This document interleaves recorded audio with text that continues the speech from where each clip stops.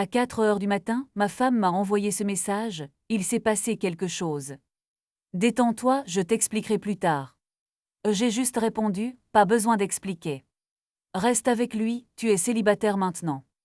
20 minutes après, elle frappait à la porte en larmes. Si toi aussi t'as déjà eu ce doute qui te ronge, abonne-toi. Mets un like si t'as déjà cherché la vérité toi-même. 100 premiers likes en 24 heures, ça peut t'aider d'autres à ouvrir les yeux.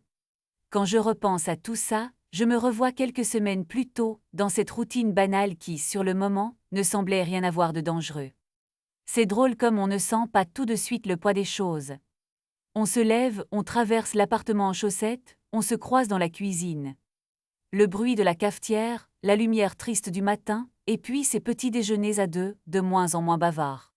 Ma femme était déjà debout, la plupart du temps, assise devant son bol, le regard perdu vers la fenêtre. Son téléphone traînait à portée de main, toujours posé face cachée sur la table, comme si c'était naturel, comme si elle ne voulait pas être dérangée par les notifications. Mais moi, je voyais surtout ce geste précis, cette habitude de le retourner systématique dès qu'elle s'asseyait. Il y avait cette tasse aussi, sa tasse préférée blanche avec un liseré bleu, qu'elle oubliait parfois sur la table. Elle restait là, au centre, même après qu'elle soit partie travailler. C'était devenu un détail, un signe de quelque chose qui ne tournait plus rond. Parce qu'avant elle rangeait tout, elle détestait laisser traîner. Maintenant, la tasse restait seule, témoin muet de la tension qui flottait entre nous.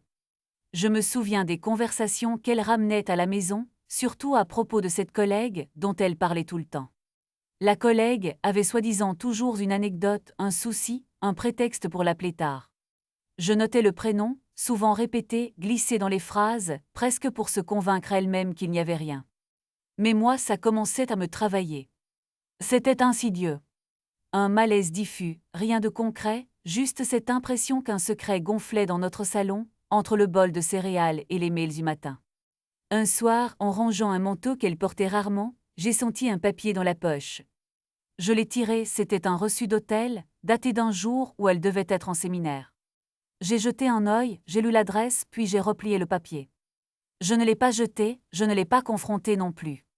Je l'ai simplement glissé dans mon tiroir, à côté de quelques vieilles clés et d'un chargeur cassé. Rien que ce geste, garder le reçu, ça voulait déjà dire que je ne croyais plus tout à fait ce qu'on me racontait. Et la tasse, le lendemain, était encore là, au centre de la table, témoin fidèle de ce qui était en train de changer. C'était un soir comme les autres, du moins en apparence. Je me souviens très bien de la lumière du salon, un peu jaune, presque fatiguée, qui tombait sur la table. On venait de finir de dîner, rien d'extraordinaire, une conversation de fin de journée habituelle. Ma femme était en face de moi, son téléphone posé à côté de son assiette, l'écran tourné vers elle. Elle avait ce geste mécanique, tourner la cuillère dans son café sans jamais le boire. Je remarquais ce genre de détails, même si à l'époque je n'y attachais pas encore d'importance. La sonnette a retenti, coupant le silence. J'ai levé les yeux surpris. C'était la sœur de ma femme, débarquant sans prévenir, un sac à main immense à la main, toujours en train de s'excuser d'arriver comme ça. Elle s'est installée avec nous, posant son manteau sur le dossier de la chaise, s'exclamant qu'elle avait besoin de voir du monde, tout en lançant des regards à droite à gauche, comme si elle cherchait un sujet de conversation solide. Au début, la discussion a tourné autour de tout et de rien. Le boulot, les enfants, la météo, ces banalités qui remplissent l'espace. Mais à un moment, la sœur a glissé quelque chose qui a tout changé, même si sur le coup, ça avait l'air innocent. Alors, ce fameux rendez-vous ce soir, tu dois y aller à quelle heure? Elle s'est tournée vers ma femme, sourire en coin. Silence un peu lourd. J'ai vraiment vu, ma femme hésitait avant de répondre. S'est repoussé à demain finalement, je t'en avais parlé non, son ton était sec, presque trop rapide. Ses mains ont frôlé sa tasse, elle a détourné les yeux. Je n'ai rien dit, mais j'ai senti une tension soudaine, comme un courant d'air froid dans la pièce. La sœur a haussé les épaules, l'air de rien, mais j'ai noté dans mon coin l'échange de regards, cette gêne qui flottait. J'ai continué à observer, sans trop participer, me contentant de commentaires laconiques, histoire de voir comment les choses évoluaient. La conversation a repris, mais pour moi, c'était déjà trop tard. Un doute s'était installé, quelque chose de différent. Ma femme, d'habitude si à l'aise, avait le visage fermé, les gestes plus nerveux, comme si elle jouait un rôle. La sœur n'est pas restée longtemps. Elle a prétexté un appel à passer, a ramassé son sac et son manteau, puis elle est partie dans un nuage de parfum. Une fois la porte refermée, le silence est retombé.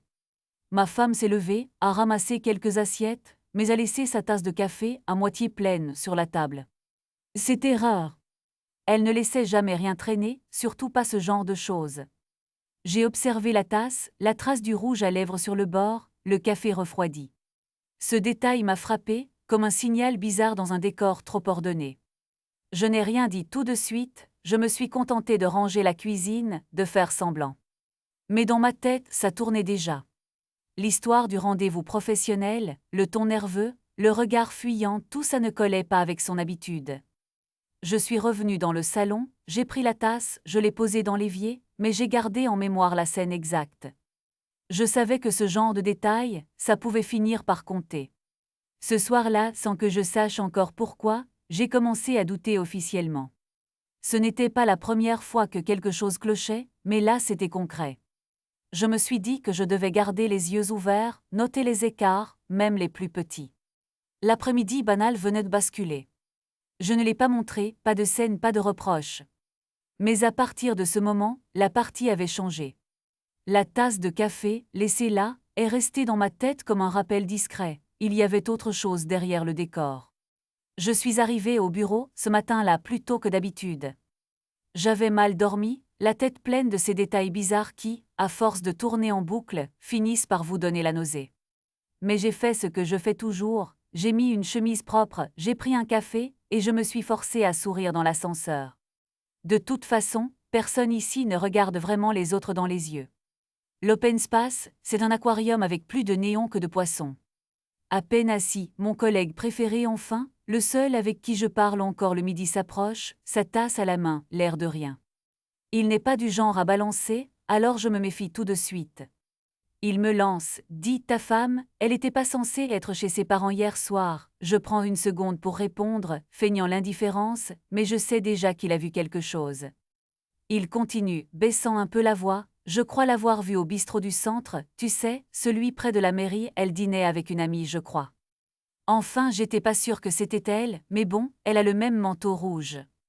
Je me retiens de réagir, je hausse les épaules. Ah bon, non, elle était censée voir sa mère, ouais. Peut-être un détour, je sais pas. Il sourit gêné puis s'éloigne déjà, content d'avoir semé sa petite graine. Je reste là, le regard dans le vide, le cœur qui tape un peu trop fort. Le reste de la matinée, je m'accroche à mon écran comme à une bouée. Impossible de me concentrer sur les mails ou les relances. Ce que mon collègue vient de dire tourne en arrière-plan, comme un vieux disque rayé. Je repense à la veille, elle m'a dit qu'elle allait passer la soirée chez sa mère, qu'elle rentrerait tard, pas la peine de l'attendre. J'avais hoché la tête, trop fatiguée pour douter. Maintenant tout ça me revient d'un coup, comme un mauvais goût. Vers 11 heures, quand tout le monde commence à préparer sa pause, je me décide enfin. J'ouvre mon appli bancaire sur l'ordi, discrètement dos au mur. On a un compte partagé pour les dépenses courantes. Je sais qu'elle l'utilise peu, en général elle préfère sa carte perso, mais j'ai un pressentiment. Je fais défiler les dernières opérations, les yeux rivés sur les dates. Et là ça me saute à la figure, la veille, à 21h18, débit de 86 € au bistrot du centre. Nom du resto, adresse, tout y est. Je reste figé devant l'écran, les doigts glacés. C'est pas un simple café, c'est le genre d'addition qui va avec une vraie soirée, pas un passage en coup de vent. Je prends une capture d'écran tout de suite. Je vérifie 2 fois que le fichier s'est bien enregistré, je le range dans un dossier discret, loin des yeux curieux. J'ai déjà eu des clients maladroits qui laissaient traîner leurs preuves, je sais comment planquer ça. Je regarde encore l'horaire, 21h18. À cette heure-là, elle aurait dû être dans la cuisine de sa mère, à boire une tisane devant la télé allumée trop fort. Un flash me traverse brutal, il y a 3 semaines, elle était déjà rentrée en retard, prétextant un embouteillage monstre sur la nationale. C'est à ce moment-là qu'elle avait commencé à laisser son téléphone dans son sac, plus jamais sur la table. Je comprends que ça a commencé plus tôt que je ne veux l'admettre. Mon collègue, lui, n'a vu qu'une silhouette, un manteau, mais moi, j'ai la ligne sur le relevé, la preuve que ce n'est pas juste une impression. Je referme vite la fenêtre, j'efface l'historique du navigateur. Autour de moi, tout le monde discute de la pluie et des vacances. Je me sens à la fois invisible et à découvert. Je me force à respirer, à me lever pour aller chercher un verre d'eau. Je croise mon collègue dans le couloir, il me lance un clin d'œil, genre t'inquiète, je dirai rien. Je souris un peu trop crispé. Mais dans ma tête, c'est déjà décidé, je vais arrêter de fermer les yeux. Je garde la capture d'écran bien au chaud. Ce n'est qu'un début, mais c'est suffisant pour que je sache maintenant qu'elle ment. Pas sur un détail, pas sur une heure, mais sur la soirée entière. La confiance, c'est comme la porcelaine, une fois fêlée, ça ne tient plus qu'à un fil. Je me souviens très bien de cette nuit-là. Il était tard, je venais de finir de plier du linge dans le salon, histoire de m'occuper les mains mais surtout la tête. Je sentais que ça n'allait pas, que quelque chose me glissait entre les doigts depuis quelques semaines. Je suis montée, la lumière de la chambre était déjà éteinte. Ma femme était couchée, tournée vers le mur. Je me suis glissée dans le lit, lentement, en essayant de ne pas faire grincer le parquet. Je voulais parler, mais il y avait ce silence épais, un truc qui m'écrasait la poitrine. J'ai attendu quelques minutes, à écouter sa respiration, un peu trop régulière pour être honnête. Je me suis lancée. J'ai dit calmement que je trouvais qu'on ne se voyait plus beaucoup, que ses horaires devenaient bizarres, que je la sentais fatiguée et absente. Elle a soufflé agacée. C'est pour le travail, ne te fais pas de film. Sa voix était sèche, sans chaleur. J'ai tout de suite compris que c'était fermé, qu'elle ne voulait pas discuter. Mais cette phrase, elle m'a marquée. Je n'ai rien répondu, mais j'ai senti quelque chose se fissurer. J'ai regardé la lumière bleue de son téléphone traverser un coin de l'oreiller. Elle a glissé l'appareil sous sa tête, presque machinalement, comme un réflexe. C'est là que j'ai remarqué ce nouveau geste. Avant, son téléphone traînait partout, sur la table de chevet, dans la cuisine, parfois même oublié dans la salle de bain. Maintenant, c'était devenu une extension de son corps. Toujours verrouillé, toujours sur elle. Je me suis dit que j'allais devoir faire attention, surveiller. Pas comme un fou, non. Mais juste garder les yeux ouverts. Un flashback m'est revenu cette fois où, quelques mois plus tôt, elle avait oublié son portable à la maison le matin. Elle m'avait appelé du bureau, paniquée, me demandant si je pouvais lui ramener avant midi. Je n'avais pas compris sur le moment. Je m'étais dit qu'elle stressait pour son boulot. Mais là, dans le noir, je me suis rappelé ce détail. Pourquoi elle n'avait pas supporté de passer une journée sans ce téléphone? Pourquoi cette angoisse soudaine? La question m'a tordu le ventre. Je n'arrivais pas à dormir. J'ai écouté le bruit de la rue, le ronron du chauffage. J'ai repensé à tout ce qu'elle m'avait dit ce mois-ci sur ses réunions tardives, les dîners improvisés avec la collègue qui, bizarrement, ne m'envoyait plus de petits messages drôles comme avant. J'ai commencé à recouper mentalement les horaires, les excuses, les textos qu'elle écrivait en douce le matin, en se croyant discrète. Je me suis tournée vers elle, j'ai observé son dos sous la couette. Sa respiration s'était ralentie, elle dormait ou faisait semblant. L'objet récurrent, son téléphone, était là coincé sous l'oreiller comme un coffre-fort miniature. J'ai eu envie de le prendre, de vérifier. Mais je savais que c'était trop tôt. Trop frontal, trop risqué. Il fallait que je trouve autre chose, que je sois plus malin. Je me suis promis de ne plus rien laisser passer. En me retournant, j'ai senti la distance entre nous, ce vide glacé qui n'existait pas avant. Je me suis rappelé les débuts, où on se disait tout, où je connaissais le moindre de ses secrets. Maintenant, j'avais l'impression de dormir à côté d'une inconnue. J'ai fixé le plafond. J'ai pensé à surveiller ses horaires, à vérifier les reçus de CB qu'elle laissait parfois traîner sur la commode de l'entrée. J'ai commencé à établir des stratégies dans ma tête. Ce n'était plus une simple inquiétude, c'était devenu un problème à résoudre. Si elle mentait, il me fallait des preuves. Plus question de la croire sur parole, pas après ce « ne te fais pas de film » balancé comme une gifle. Je suis restée longtemps les yeux ouverts, à écouter le bruit de son téléphone vibrer discrètement sous son oreiller. Au fond, cette nuit-là, j'ai compris que la confiance s'était terminée. J'ai décidé qu'à partir de maintenant, je prendrais note de tout. Que j'allais observer, vérifier et surtout garder le silence. Parce que c'est quand on ne dit rien qu'on apprend le plus. Le soir où tout bascule, il fait déjà nuit quand je quitte la maison. Je n'ai pas d'excuse officielle, juste ce sentiment qui colle à la peau, cette impression de déjà-vu, mais que je n'ai jamais voulu nommer. Ma femme est partie 1 heure plus tôt pour une réunion de dernière minute, le genre de truc qui revient souvent ces derniers temps, surtout les jeudis. Je la laisse partir sans rien dire, mais cette fois, je prends mes clés, mon téléphone, et le vieux Nikon qui traîne dans un tiroir depuis nos dernières vacances. Je me sens idiot, un peu sale, mais c'est plus fort que moi. Je la suis en gardant mes distances. Elle ne se doute de rien, elle conduit de façon mécanique, sans regarder dans le rétro. Je connais ce trajet, je sais où elle va. Pas le centre-ville, comme elle me l'a dit, non, elle prend la rocade, direction la zone hôtelière. Là où on ne va jamais ensemble. Là où personne ne pose de questions si on reste discret. Je me gare à 30 mètres, sur le parking mal éclairé d'un hôtel de chaîne, un de ces endroits anonymes où tout le monde semble de passage. Il ne se passe rien pendant 5 minutes. Je cogite, je me demande si je deviens fou, si je suis en train de me créer un film juste pour me donner une raison d'être jaloux. Je pense à la collègue de ma femme, celle qui revient souvent dans ses conversations, toujours pour des histoires de boulot, de pression de dossier. Un flash, et je repense à ce déjeuner, 2 semaines plus tôt, où la collègue avait laissé échapper un « tu sais comment elle est quand elle ment » avant de rire un peu trop fort. Je n'avais pas relevé, mais ça me revient là comme une gifle. D'un coup je la vois. Elle sort de sa voiture, referme la portière sans bruit, regarde autour d'elle, pas vraiment inquiète, mais comme quelqu'un qui veut éviter de croiser un visage connu. Elle avance vers une autre voiture, garée 2 rangs plus loin, une berline noire, vitre teintée. Je retiens ma respiration.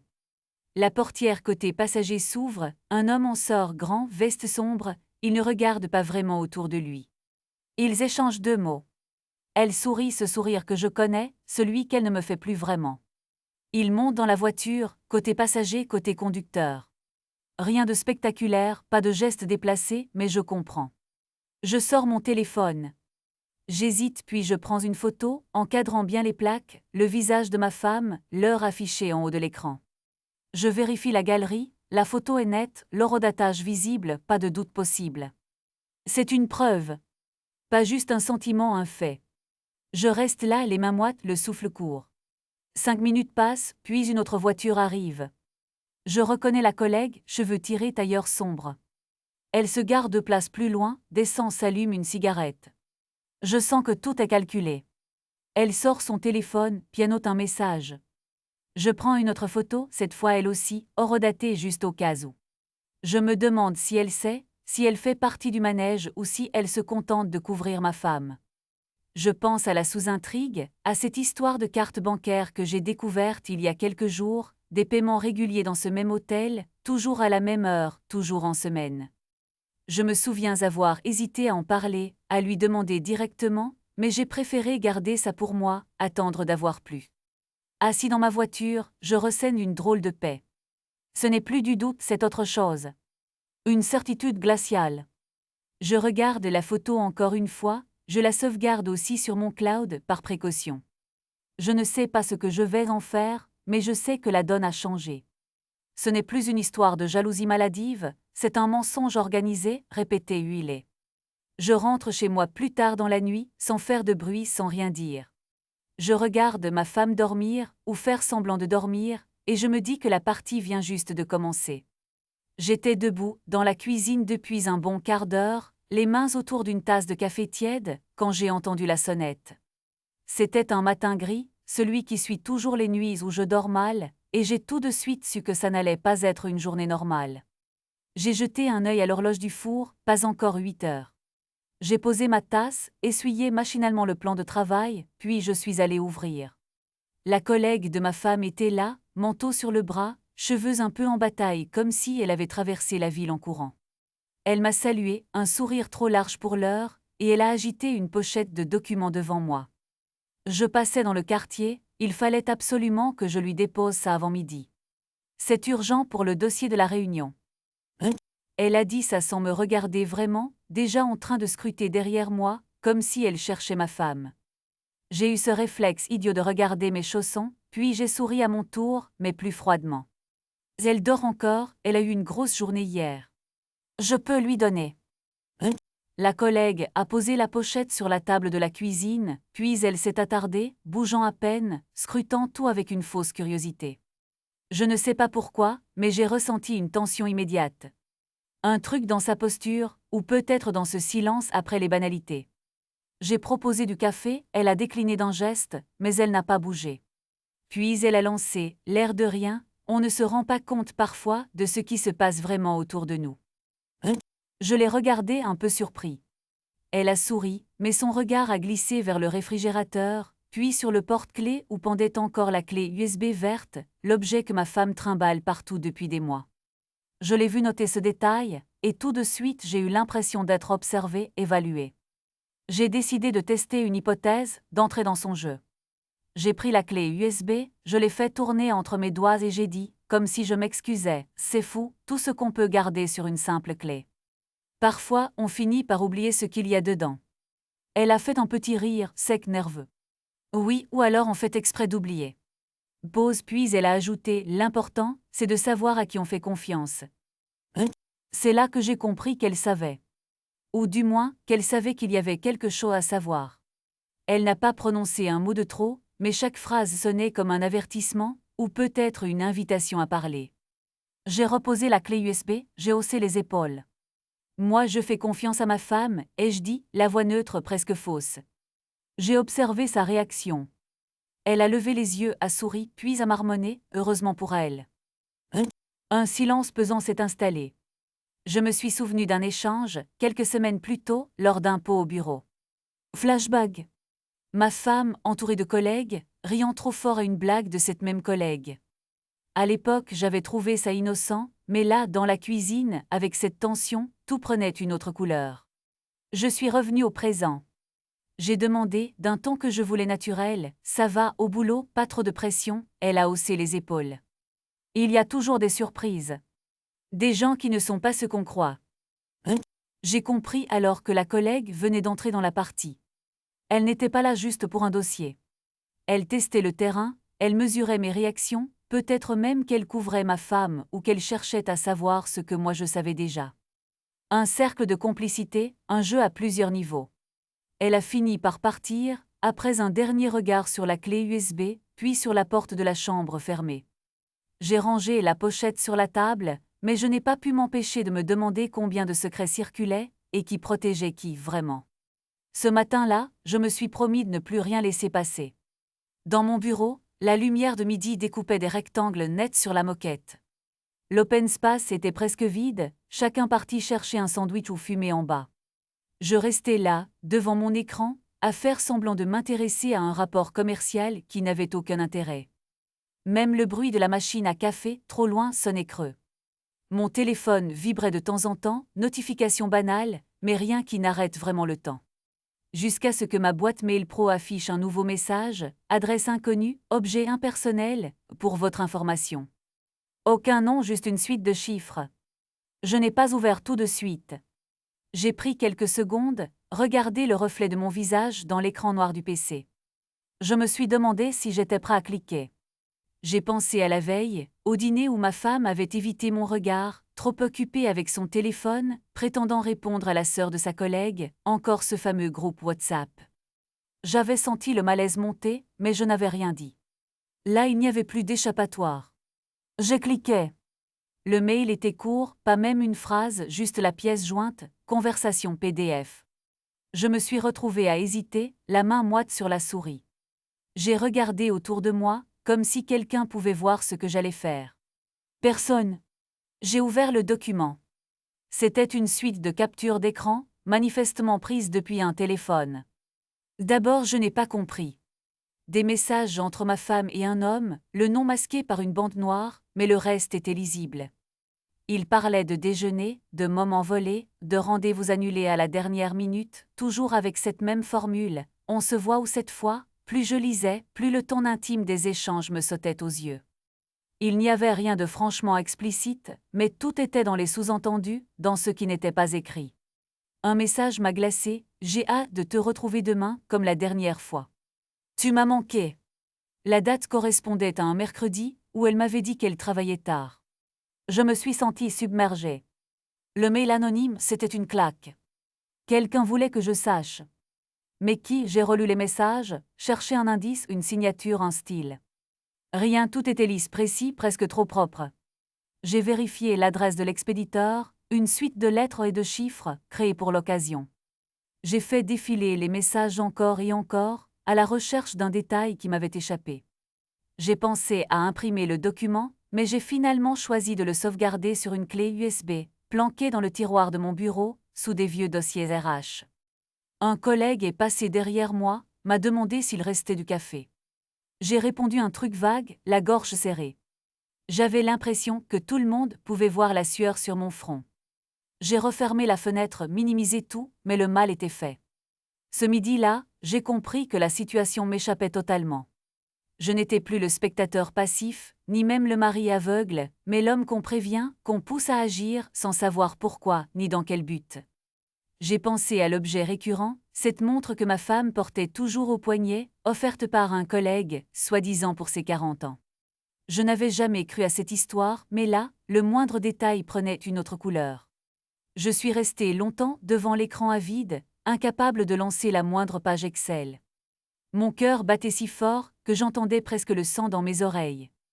J'ai relu encore les messages, essayé de deviner qui me les avait envoyés.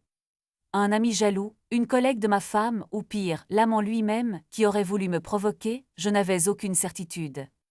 Juste ce sentiment d'être miné de l'intérieur, et la certitude que la suite ne dépendrait plus de moi seule. Quand tout le monde est revenu de pause, j'ai remis mon masque, répondu à 2 mails, fait semblant de plaisanter sur le match de la veille. Mais je savais qu'à partir de là, plus rien ne serait comme avant. J'étais officiellement entré dans un jeu dont je ne connaissais pas les règles, ni les joueurs. Et le pire, c'est que je n'avais pas le choix, il fallait avancer coûte que coûte. Il était presque 22 heures quand la sonnette a retenti, longue, insistante, comme si la personne derrière la porte avait déjà traversé plusieurs hésitations avant d'appuyer. Je venais de finir de nettoyer la cuisine un peu plus lentement que d'habitude, j'avoue, parce que ce soir-là, le silence de l'appartement pesait lourd, et j'avais besoin de gestes mécaniques pour ne pas trop penser. J'ai ouvert la porte, et la sœur de ma femme était là, manteau sur le bras, les cheveux en désordre, le regard fuyant. Elle m'a souri, mais ce n'était pas son sourire habituel, celui qu'elle réserve quand elle débarque à l'improviste pour raconter une anecdote ou piquer un paquet de biscuits. Cette fois, il y avait quelque chose de cassé dans sa façon de me regarder, comme si elle portait une question trop lourde pour elle seule. Je l'ai laissée entrer, sans rien dire de spécial. Elle a posé son manteau sur la chaise, a regardé autour d'elle, et j'ai senti qu'elle cherchait un indice, une preuve que tout allait bien ici, alors que justement rien n'allait. Elle s'est assise, a demandé de l'eau. J'ai remarqué qu'elle avait gardé son sac serré contre elle, comme un bouclier. On a échangé quelques banalités, le genre de phrases qui servent juste à retarder l'inévitable. Puis, sans prévenir, elle a lâché « Tu trouves pas que ma sœur est bizarre ces derniers temps ?» J'ai pris mon temps avant de répondre. J'ai voulu voir jusqu'où elle était prête à aller. J'ai reposé mon verre, j'ai haussé les épaules, elle a l'air fatiguée, oui. Mais bon, avec le boulot, j'ai volontairement cité la version officielle, celle que ma femme avait servie à tout le monde la semaine précédente, surcharge de boulot, pression, nouveau projet. Un classique. La sœur a levé les yeux vers moi, un peu trop vite. Boulot 1, elle a répété le mot, comme s'il avait un goût étrange dans sa bouche. Un silence s'est installé. Elle triturait la lanière de son sac. Je l'ai laissée venir, j'ai attendu. Elle a fini par soupirer, un souffle long là. Je suis pas sûre d'y croire, tu sais. Là, je me suis redressée. Ce n'était plus de l'inquiétude dans sa voix, c'était un début de doute, de suspicion. Elle était en train de passer de la catégorie familiale complice à témoin potentiel. Je l'ai vue hésiter, puis croiser mon regard, comme si elle cherchait une alliance tacite. Je n'ai rien dit, j'ai juste hoché la tête doucement. Elle a continué plus bas, je lui ai parlé au téléphone hier. Elle était froide, distraite, comme si elle avait la tête ailleurs. Et puis, elle s'est arrêtée, m'a regardé, l'air de se demander si elle devait aller plus loin. J'ai glissé, presque machinalement, la clé USB sur la table, l'objet récurrent, toujours là, témoin discret de mes propres doutes. Elle l'a vu, n'a rien dit, mais j'ai senti que le simple fait de voir cet objet déclenchait quelque chose chez elle, un souvenir peut-être. Elle connaissait cette clé, c'est la même que ma femme utilisait pour transférer des documents importants, ce qu'elle ne voulait pas laisser sur son PC du bureau. Un flash m'a traversé. La dernière fois que j'avais vu la sœur de ma femme manipuler cette clé, c'était lors d'un dîner ici, elle aidait à transférer des photos de famille d'un appareil à l'autre. Ce soir-là, tout paraissait normal. Je me suis demandé si elle repensait à ça, elle aussi. Elle s'est lancée, tu sais, je me demande si ce n'est pas autre chose. Je la sens en fuite. J'ai senti que c'était le moment de tester jusqu'où elle pouvait aller. Je lui ai demandé, tu penses à quoi exactement? Elle a haussé les épaules, mais cette fois, c'était pour masquer sa peur. Je sais pas. Mais elle ment. Je le sens. Elle me cache quelque chose. À partir de là, la dynamique a changé. Elle n'était plus là pour défendre la version officielle, mais pour chercher la vérité. Je n'ai rien confirmé, rien nié. J'ai juste gardé le silence, un silence lourd, qui disait tout sans rien dire. Elle a compris. Je l'ai vu se raidir, prendre une décision intérieure.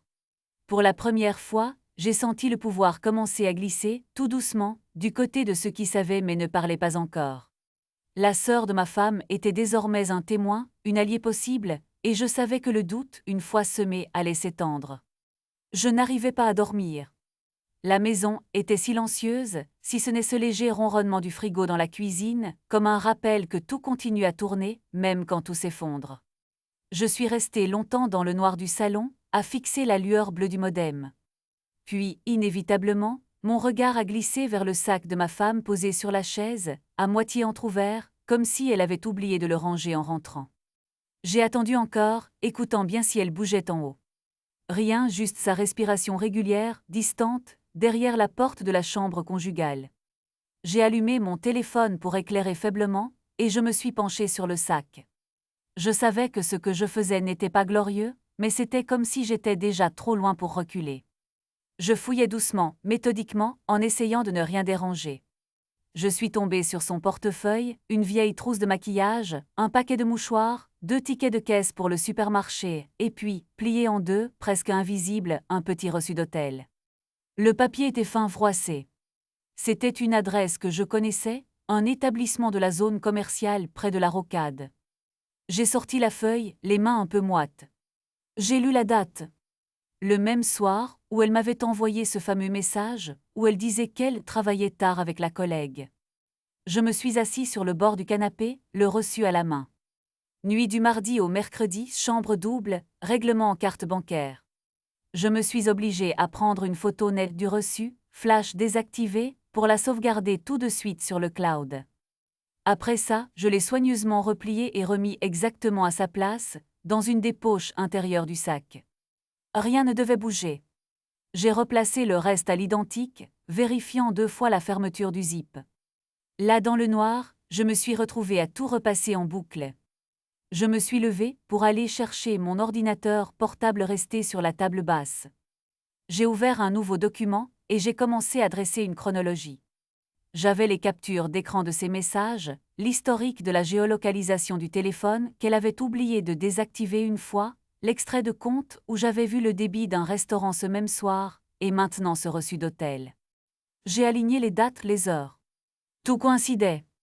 Elle était sortie du travail à 18h30, avait envoyé le message à 19h12, la réservation de l'hôtel était à 19h45, puis le paiement du restaurant à 21h08. J'ai même retrouvé sur le relevé bancaire le paiement du VTC, vers 23h30. Aucun trou. Aucune hésitation. Tout s'imbriquait parfaitement. Je me suis sentie comme un détective de série B, sauf que là, l'enquête c'était ma vie, et le coupable, c'était elle. J'ai ressenti un mélange de colère froide et de soulagement étrange. Enfin je savais. Je n'étais plus dans le flou, dans ce doute permanent qui use, qui ronge. Je tenais tout. La boucle était bouclée, ou presque. Je n'avais plus besoin d'imaginer, tout était là, sous mes yeux, archivé, méticuleusement rangé dans un dossier invisible. J'ai eu un flash, en repensant à la façon dont elle m'avait raconté, 2 semaines plus tôt, ce rendez-vous professionnel qu'il avait soi-disant épuisé. Elle avait utilisé exactement le même ton que d'habitude, ni plus ni moins. Un détail me revient, ce soir-là, elle avait gardé son foulard toute la soirée, prétextant qu'elle avait froid alors qu'il faisait doux. C'est ce foulard que j'ai vu replié au fond de son sac, en même temps que le reçu.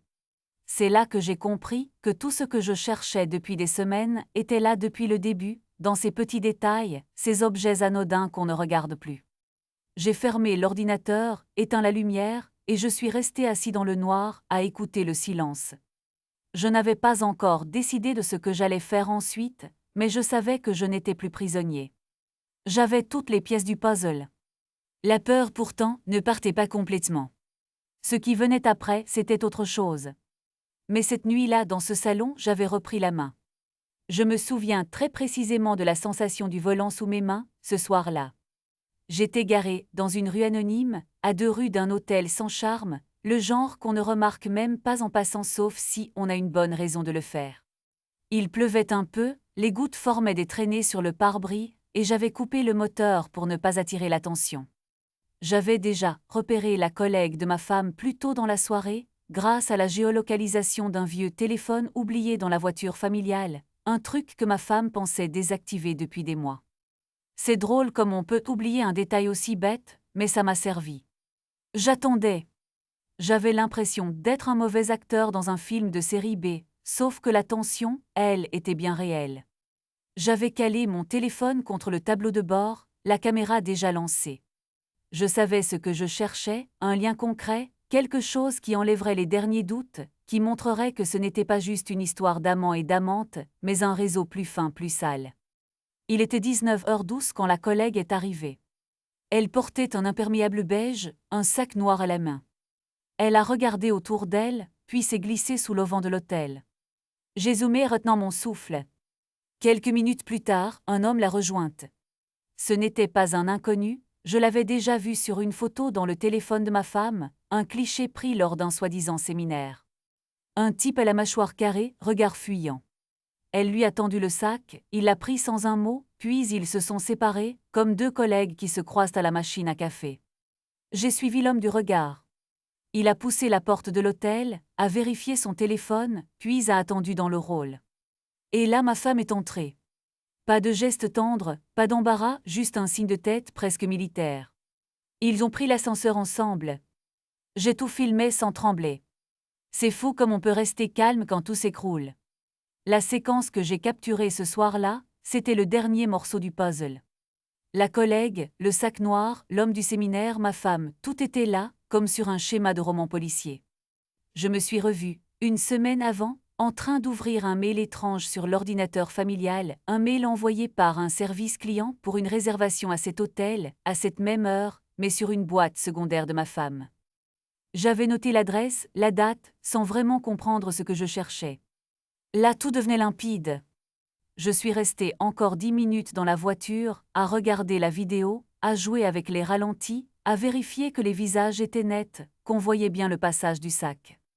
Je savais que ce n'était pas un simple échange de bons procédés entre collègues. J'ai pensé à la sous-intrigue de la carte bancaire de la collègue, celle qui avait servi à régler plusieurs nuits d'hôtel alors que ma femme jurait n'avoir jamais mis les pieds ici. J'ai fait le lien, la collègue blanchissait les réservations, le type du séminaire servait d'alibi ou de relais, et ma femme tirait les ficelles. Un souvenir m'a traversé brutal, la première fois que j'avais croisé la collègue, lors d'un barbecue chez nous. Elle avait oublié son sac à main dans l'entrée. Ma femme l'avait rangé à la va-vite, prétendant qu'il ne fallait pas laisser traîner les affaires. Je n'avais pas compris la gêne à l'époque. Maintenant tout s'éclairait. Ce sac noir, c'était le même que ce soir, le même qui passait de main en main. L'objet récurrent, comme un fil discret dans toute cette histoire. Je n'ai pas bougé. J'ai fermé les yeux un instant, juste pour sentir le silence retomber. Je savais que j'avais la séquence qui reliait tout. Plus personne ne pouvait me faire passer pour un fou, plus de doute possible. J'ai sauvegardé la vidéo sur 2 clés USB, par réflexe. Même si je n'étais pas prêt à confronter qui que ce soit, je savais que cette fois, c'est moi qui tenais les cartes. Il était 4 heures du matin, et je n'arrivais pas à dormir. J'avais erré dans l'appartement, pieds nus, évitant le couloir qui grinçait pour ne pas réveiller les enfants. Je me suis retrouvée dans la cuisine, la lumière au néon trop crue pour mes yeux fatigués. Le silence était lourd, coupé seulement par la machine à café qui terminait son cycle. J'ai pris une tasse, la même que d'habitude, celle avec l'anse fêlée, objet banal mais qui traîne dans tous mes souvenirs de matin trop tôt, de discussions à voix basse, de routines partagées. Je l'ai remplie, j'ai senti le café brûlant dans ma main, et j'ai posé la tasse sur la table, sans vraiment y toucher. Mon téléphone a vibré. Pas un appel, juste ce petit bip sec, celui d'un message. J'ai regardé l'écran et c'était elle. Les mots étaient simples, presque neutres, il s'est passé quelque chose. Détends-toi, je t'expliquerai plus tard. Je suis restée un moment sans bouger, les yeux sur la phrase. Je crois que ce qui m'a frappé, c'est le détends-toi. Comme si c'était une formalité, une petite crise à gérer, rien de grave, juste un ajustement de calendrier. Pas un mot sur l'essentiel. Rien sur ce que moi je pouvais ressentir. J'ai relu le message 3 fois, puis j'ai senti une forme de calme glacé descendre. C'était fini, tellement simple, tellement évident. J'ai tapé ma réponse sans réfléchir. Pas besoin d'expliquer. Reste avec lui, tu es célibataire maintenant. J'ai hésité à appuyer sur envoyer, pas par doute, mais par lucidité. Ce n'était pas une phrase pour blesser, pas un cri de colère. Juste un fait. Un constat. J'ai posé le téléphone à côté de la tasse, j'ai soufflé sur le café, et j'ai attendu de voir si quelque chose en moi allait craquer. Mais rien. Juste une fatigue immense, et ce vide presque apaisant qui suit les longues batailles perdues d'avance. La cuisine, à cette heure-là, c'est comme un poste d'observation. J'entendais le réfrigérateur se déclencher par à-coups, le tic-tac de la vieille horloge au mur. J'ai pensé à tout ce que cette pièce avait vu passer, les petits déjeuners précipités, les disputes à voix basse pour ne pas alerter les enfants, les silences lourds quand elle rentrait trop tard, et qu'elle prétextait encore une réunion. J'ai repensé à la scène de la veille, à la manière dont elle avait évité mon regard après le dîner, ses mains qui tremblaient un peu en rangeant la vaisselle. J'avais déjà compris, mais là, tout devenait officiel. L'objet récurrent, la tasse restait là banale, témoin muet. Elle avait vu passer trop de mensonges, trop d'excuses. C'est idiot, mais c'est en la posant bien au centre de la table, sans geste brusque, que j'ai compris que je reprenais la main. Plus besoin de vérifier, de fouiller, de douter. C'était mon choix cette fois. C'est moi qui posais la limite. Je me suis surpris à sourire, un rictus fatigué, presque ironique. J'ai pensé à tout ce que j'avais encaissé, à la façon dont j'avais ramassé les miettes de vérité pendant des semaines. Les captures d'écran, les reçus, les horaires qui ne collaient jamais. Je n'en avais plus besoin.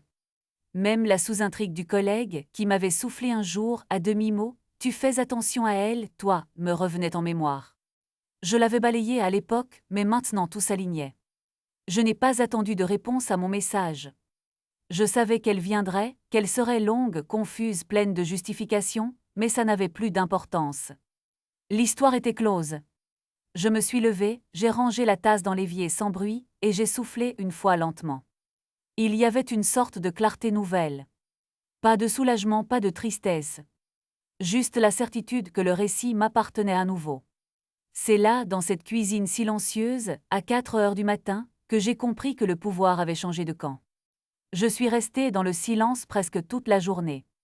Je n'ai touché à rien dans l'appartement, à part mon téléphone que j'ai aligné sur la table du couloir, écran allumé, galerie ouverte sur les captures d'écran. J'ai même laissé la clé sur la porte, juste pour qu'elle ne puisse pas entrer sans que je décide. J'avais prévu son retour, mais pas la façon dont elle allait frapper. 3 coups secs d'abord, puis plus rien, puis une série de petits coups irréguliers. J'ai laissé passer 10 secondes, 20, une minute. Elle a recommencé, mais cette fois sa voix a percé la porte. « Ouvre-moi, s'il te plaît, laisse-moi t'expliquer. »« Je t'en supplie. » Je me suis approchée sans rien dire. J'ai posé ma main sur la poignée, j'ai senti la porte vibrer sous son front ou ses poings, je ne sais pas.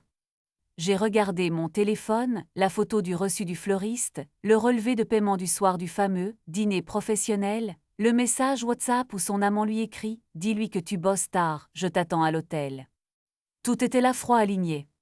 Elle a senti que j'étais de l'autre côté. Sa voix a changé, elle est passée de l'insistance au sanglot. Je suis désolée, c'est pas ce que tu crois, s'il te plaît, je peux tout expliquer, écoute-moi, s'il te plaît, regarde-moi au moins. J'ai ouvert la porte, juste assez pour qu'elle voie mon visage et le téléphone dans ma main. Je n'ai rien dit, j'ai juste fait défiler lentement les captures.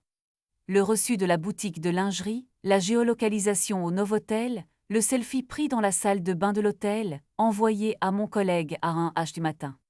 Elle s'est raidie. Elle a reculé d'un pas, comme si l'air en face de moi était devenu toxique.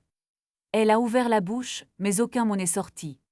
Je l'ai vu comprendre, en direct, que tout était fini. Je suis restée là, impassible. J'ai attendu qu'elle tente un mouvement, un mot. Elle a juste bredouillé. C'est pas ce que tu penses, tu comprends pas. j'ai levé le téléphone, j'ai fait défiler l'enregistrement audio, le bout de conversation volé dans la cuisine entre elle et la sœur de ma femme, quand elle croyait que j'étais sortie. Il ne se doute de rien, t'inquiète. Je gère sa voix nette. Je n'ai rien dit. Elle a compris que j'avais tout. C'est à ce moment-là que la sœur de ma femme est arrivée dans le couloir. Je ne l'avais pas entendue monter, elle portait son sac de course comme un bouclier. Elle a vu la scène, elle a vu la tête de sa sœur, elle a compris. Elle a posé son sac, doucement sans un bruit.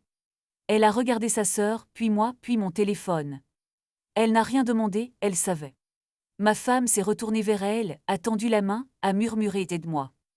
La sœur a juste reculé, pris une grande respiration, puis elle a lâché. « Je t'avais dit d'arrêter, tu m'as pas écouté. Maintenant c'est trop tard. » Ma femme s'est effondrée contre le chambranle, en larmes.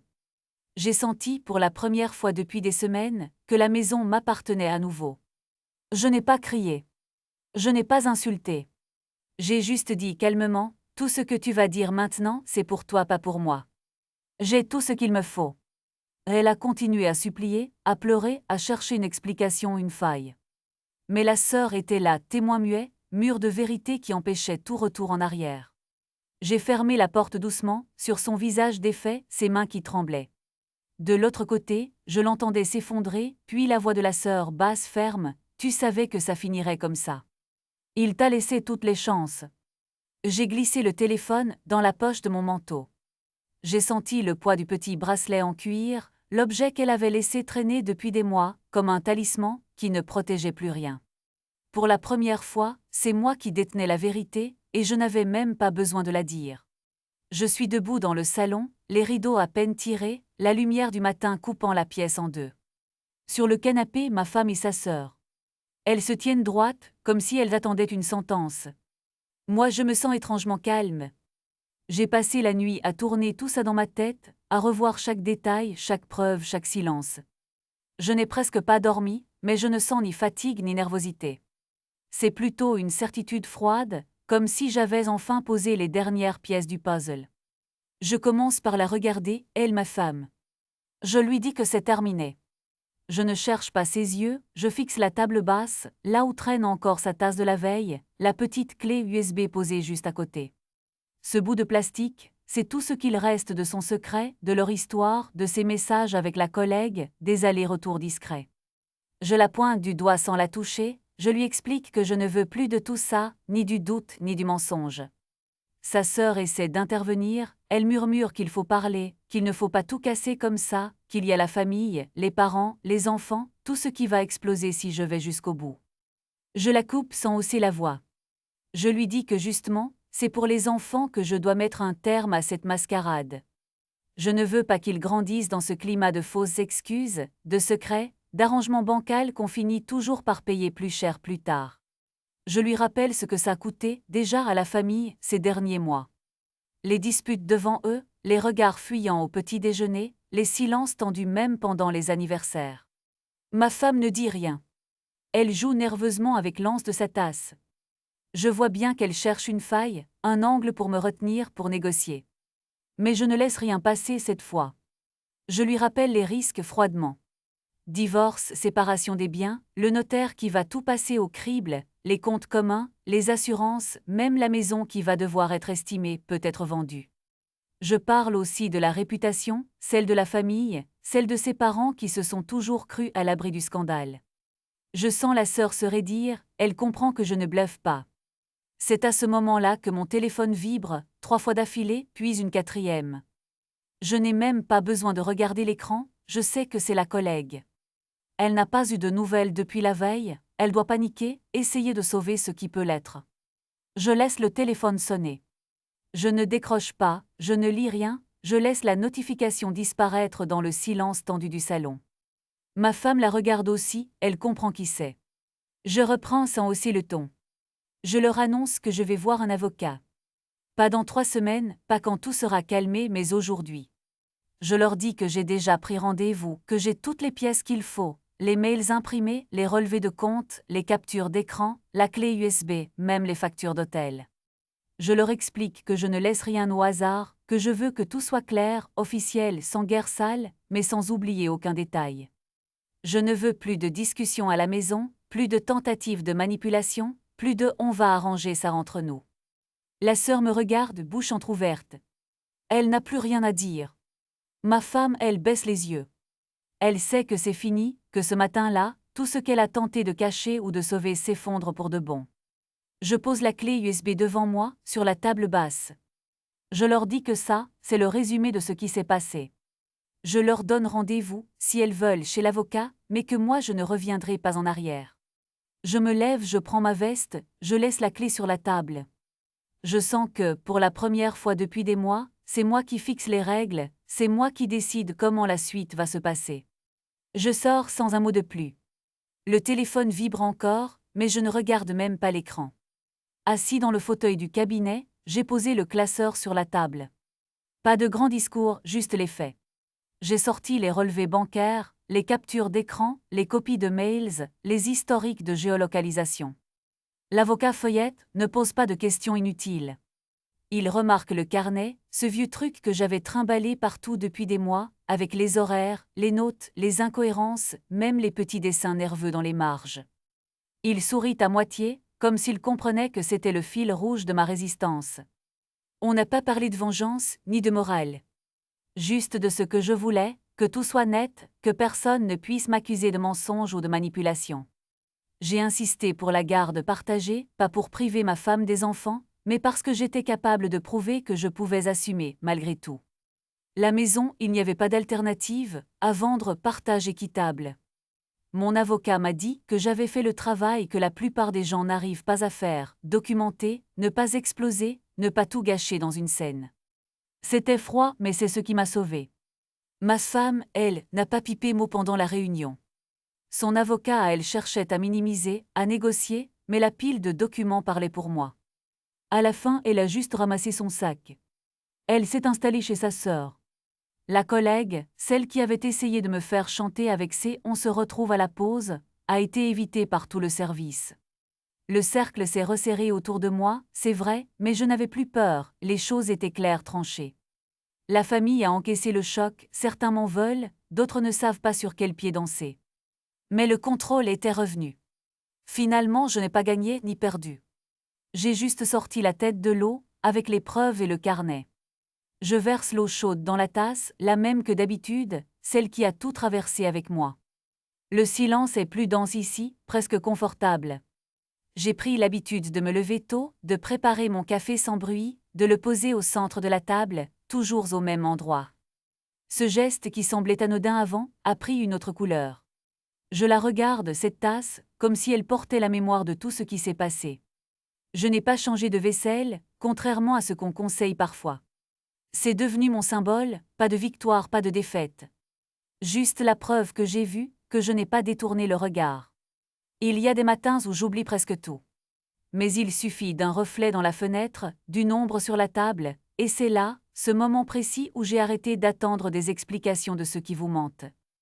Je vis seule, oui, mais pas dans le ressentiment. Je n'ai plus la naïveté de croire que tout s'explique, que tout s'arrange avec des mots. Je me suis construit une routine simple, sans pièces manquantes. Je ne cherche plus à recoller les morceaux, ni à comprendre le fond des gens. La tasse, elle, reste intacte, témoin qui ne parle jamais, mais qui me rappelle l'essentiel. Parfois, la lucidité, c'est juste accepter que la vérité n'arrivera pas emballée comme on l'espère. J'ai arrêté d'attendre l'explication de trop. J'ai compris que ce besoin-là, c'est parfois la dernière chaîne. Aujourd'hui, je préfère le silence, la lumière du matin et ce café posé là, au centre, comme une ligne de démarcation. Si tu as regardé jusqu'ici, tu sais maintenant à quel point tout peut basculer à partir de rien. Une habitude, un geste, une simple tasse de café. Ce genre de détail qui paraît anodin et qui finit par contenir tout le poison.